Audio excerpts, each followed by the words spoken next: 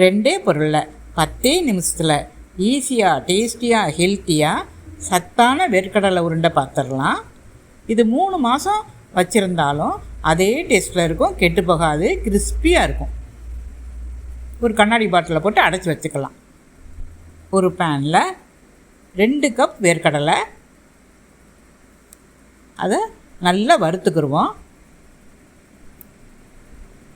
ஒரு 4 நிமிஷம் வறுத்தா கூட போதும். ஒரு மீடியம் ஃப்ளேமில் வச்சு வறுத்துக்கிறணும்.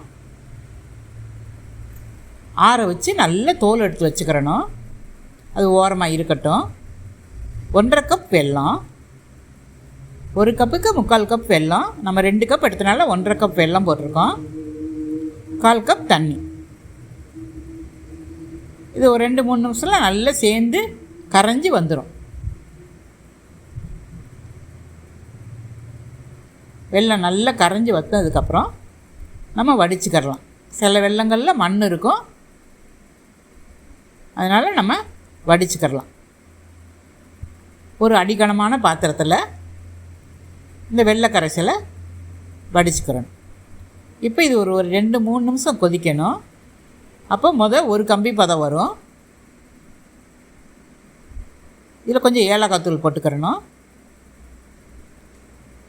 அடுத்து அப்படியே உருட்டுற பதம் வரும். கடைசியில் அப்படியே கம்பி போல் நீளமாக வரும், உடைக்கவும் வரும். இப்போ இப்படி பதம் வந்துடணும். உடைச்சா உடைக்க வரும், நல்ல ஸ்டிஃபாக நிற்கும் கம்பி மாதிரி. இப்போ அடுப்பு ஆஃப் பண்ணிடணும். அடுப்பு ஆஃப் பண்ணிவிட்டு வேர்க்கடலையை போட்டு கிண்டிக்கிறணும்.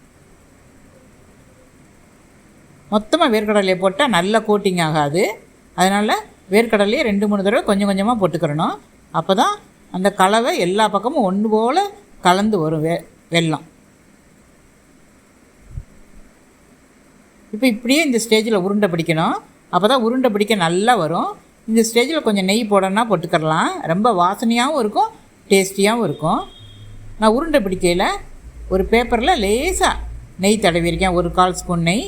அந்த 1/4 ஸ்பூன் நெய்யே உருண்டை பிடிக்க கரெக்டாக இருக்கும். திருப்பி நெய் தடவணும்னு அவசியம் இல்லை. கையிலேன்னா அடிக்கடி நெய் தடவணும். டைரெக்டாக பிடிக்கவும் முடியாது, கையில் ரொம்ப சுற்றும். அதனால் நம்ம இப்படி பேப்பரில் வச்சு பிடிச்சோம்னா நல்ல ஈஸியாக பிடிக்க வரும். நீங்களும் இதுபோல் ஹெல்த்தியான ரெசிப்பியை குழந்தைங்களுக்கும் பெரியவங்களுக்கும் செஞ்சு கொடுங்க, நல்லா சாப்பிடுவாங்க. நல்லா ஸ்டோர் பண்ணி வச்சுக்கலாம். இப்படி ஹெல்த்தி ரெசிபிஸ் வெல்லத்தில் செஞ்சு நிறையா போட்டிருக்கேன், அதையும் பாருங்கள். தினமும் ஷார்ட்ஸும் போடுவேன், லாங் வீடியோவும் போடுவேன், அதுவும் பாருங்கள்.